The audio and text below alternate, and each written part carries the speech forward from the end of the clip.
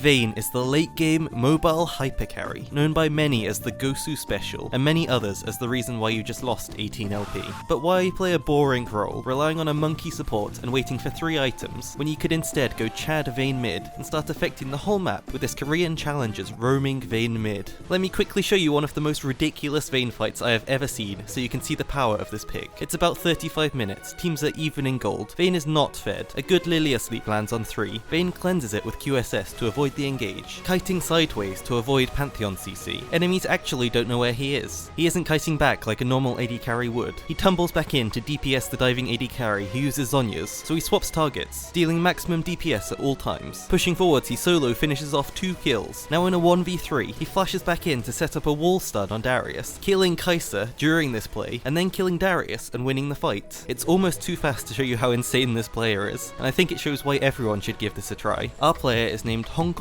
He started playing League way back in Season 2, getting to level 30 and immediately outranking his friends. By Season 3 he had already made it to Challenger for the first time. He has always loved off-meta picks, getting to Challenger with Master Yi Mid, very similar to another video I made recently about a player who did this in Season 11. Season 4, once again he reached Challenger and wondered if he had what it takes to go pro, so he began to look for a pro team. In April of Season 5, playing under the name Lee, he got his first offer, a Challenger Korean team named Stop, and that is what they did when they lost in playoffs. Summer split, he moves on to a new team named Tattoo, looking to get past playoffs and qualify into LCK. Unfortunately, they end up in 5th place in the regular season, just missing out on playoffs. Again, his team disbands. His last shot in 2015 was Young Boss. They stomped their way through qualifiers and made it all the way to the Kesper Cup, one of the best places to test out your skills against LCK pro teams. Playing under a new name, 19, he began the tournament, once again bringing out some fun off-meta picks in front of some familiar faces, Dracos and Froskurin casting. His Master Yi and Vigar mid were not enough, and his team dropped out of the competition. He realised that his skills lay in game knowledge and theory crafting, so he moved to coaching in 2016. But after some time coaching, he changed his mind, realised he loved playing too much, so he left a solo queue to keep practicing and looking for a better fit as a player. Since Season 6 his goals have changed. He now has started to pursue live streaming on YouTube, while playing his favourite off-meta champions, reaching Korean Challenger once again in Season 10 and 11 with Vayne Mid. This new style is so special and unique. Firstly, I asked him why does he play Vayne Mid and not AD carry or top lane like many players have. He believes that top Vayne is too vulnerable to ganks, and both AD carry and top are less influential roles compared to mid. Vayne Mid can win lane and then can start roaming, winning the game for your team instead of being stuck in a lane, unable to affect the map. Hongcono presses the opponent immediately from level 1, making it easier for your jungler to make plays, snowballing early game by participating in every teamfight he possibly can, from small roams in river to full fights in another lane. You might expect a Vayne Mid to be farming, waiting for 3 items and outscaling, then starting to carry, but Hongcono's style is completely different, not even needing levels or items to win games. Hongcono's secret weapon is Cleanse. Against an enemy mid with CC or an enemy team full of it, he takes it every game. Cleanse is vital on Vayne Mid. You are going to get CC'd as you are the priority target, and so Hongcono says Cleanse lets you fix this and turn it into an opportunity for a kill. For example, here against a Renekton dives, fully committing onto the Vayne. It's either a kill or a death 100% of the time for him. The Cleanse gives Vayne valuable time to back off, continuing damage and rendering the stun useless. Renekton can no longer stay in range and is kited to death. It's also a great counter for Ignite, removing it instantly, much better than taking heal, which is reduced by the grievous wounds. And if the enemy has Cleanse in mid lane, I don't know about you, but as a jungler, I'm not ganking that guy. Having Cleanse as a spell is almost like having a global gank avoider. Why would any jungler gank that lane that has a 210-second cooldown spell that makes your CC useless? He can play against a Twisted Fate, a targeted CC that normally guarantees a free kill in a gank, and the enemy jungler just ignores his lane. If he's against a 0 CC enemy mid and a low CC enemy comp, he instead grabs Ignite and looks for an all-in right away. At level 1 in lane, Hongcono takes Q. He looks for this aggressive flank immediately, walking behind the wave at the enemy mid laner. There is no possible way for him to be out-traded. He has pressed the attack for damage and Vayne Q to dodge any abilities. No mage has the damage or cooldowns at level 1 to even take this trade, and no melee laner can get in range to take the trade either, so this gives him full control of the wave. Level 2, taking his W, he pushes wave to ensure he gets level 2 first every single game. Your range advantage guarantees it, and he sometimes even solos down a range minion to ensure his wave will always push in at level 2. He continues to harass, poking the enemy down and hitting every single CS, as Vayne is so easy to CS with. At level 3 he takes his E, and if he's poked the enemy down enough, he can kill them here with a triple auto combo into a Condemn to finish them off. Otherwise he continues farming, using E to dodge ganks, cancelling any CC with the E immediately. A great first base for him is Vamp Scepter. It builds into your first item, Immortal Shield Bow, and it means you will always have a health advantage in lane, letting you poke for free, then sustain sustain it back, while enemies may have to base. At level 6 he can really begin his full game plan. He has gotten an advantage in lane, and he is now able to either 1v1 the enemy if they walk too far up, or begin his roaming. He shoves wave, forcing the enemy to pick it up at tower, and then he moves to start a roam. If it looks like it's going to be a good play after he starts to move, he commits to it. Otherwise he goes back to mid, pushing another wave and then trying again. Here he pushes his wave, moves to his Gragas. The play is warded out, so he goes back to mid, pushing the wave again, back to roam again. Top is committed to a gank, so he counter ganks it and gets 2 kills. He plays Vayne like a roaming mid, using his level 6 power spike to win fights and outplay. If you're just sitting mid lane against a mage in solo queue, it means you're just trading farm with them, and you're not affecting the game enough. Hongcono is happy to join any fight. He ditches his wave, leaving it wherever it is, at his tower, in the lane, wherever, and runs straight to the fight. Your ult gives you the power of 3.5 extra longswords at level 6, so an effective lead of 1,225 gold in an early fight. This is actually ridiculous when you think about it. That is the same as having over 3 kills worth of gold, which instantly activates when you press R. You don't even have to base to buy the items. Hongcono has 8 seconds to win the fight before the ult runs out, so he uses it as soon as possible to start DPSing, queuing forwards and surprising enemies with the damage. As long as he is not the one in the front line getting one shot, he wins this fight, just by being a turret that deals a lot of damage. His E is also a vital skill in early skirmishes, as with any CC. If Hongcono lands a wall stun on an enemy, it wins the fight. Very similar to Cleanse, Hongkono's first item is always Immortal Shield Bow. You may think Kraken Slayer should always be the buy on Vayne, with its super high damage, but Hongcono values the shield and lifesteal from Shield Bow a lot more. Shield Bow is incredible at keeping Vayne alive in these early fights, and many of the risks he takes, for example roaming and early fights, are won because of this item. Kraken overall is higher damage, but Shield Bow guarantees you can contribute to early fights without being too squishy, and always being on full health at the start. Your mid-game job, you're a Vayne, a mobile AD carry with lots of outplay potential, so of course this means it is your job to move to a side lane, and let your immobile, weak AD carry take mid. Hongcono looks to pick up waves and make sure his team is missing no gold and no XP. He can extend and look for fights as well, with Vayne always having the option to look for a 1v1 or a 1v2 fight. Your responsibility is to keep farming up, keep the side lane pressure, and then move to your team when there is a point for you to pressure. For example, if you want to take mid tower, take a dragon, or if there's a fight about to happen you need to get there to join it. Oh, and as for AD carry 1v1s, Vayne can already 1v1 any AD carry with her stealth, so now you have a level lead and an item lead over them as well, for free kills. In teamfights your job is the same as a normal AD carry, with one difference: less pressure. Vayne is usually the one single point of focus for the enemy team in a fight, because she's the highest damage. And now you have 2 AD carries, so there are 2 options for enemies to split up and kill. This, along with Vayne ult invisibility, creates an overwhelming amount of unstoppable damage coming out of your team. If they dive Hongcono, he can just juke away, DPSing and still win a fight. If they dive his AD carry, he is free to provide maximum DPS and win a fight solo. Your AD carry won't love it, but you will be having a good time. Here's a really good fight example showing this pressure. He joins a fight in the back line, ulting forwards to hit the front line of the fight, zoning off 3 people, and dodging any damage or CC they throw with his Q tumble. He knows the enemy Kai'Sa is a priority target, and that Vayne E is the key to outdamaging her, not auto attacks. Kai'Sa dives Hongkono's AD carry, so he repositions to land the CC, and then finishes her off, chasing an extra kill down with Vayne passive to win the fight even harder. Late game, everybody knows Vayne is a monster of a champion. This build is no exception. One huge factor when playing Vayne mid is your ability to do Baron at any point. Usually Vayne is one of the best Baron takers, and now you have 2 AD carries on your team. Even at 20 minutes, the enemies need to be scared of it happening, and it just gets faster and faster throughout the game. This means that in late game, if you see a single enemy out of position away from the Baron, that's a free Baron for your team. With 3 items and some insane positioning from our player, Vayne has the ability to win any fight from this point on. Even against tanks, Vayne is known to be the tank shredder, with 14% bonus true damage on her W, meaning 14% of their maximum health is converted to damage each 3rd auto attack. If you are playing this, you want an AP jungler or top laner to go with it, so make sure you ask them in champ select. Lucian is the one mid lane champion that can counter this strategy, and so Hongcono bans him every single game. His early laning and early fights are just as strong as Vayne, if not stronger, with Vayne massively outscaling him by late game, but it's best to just avoid the matchup.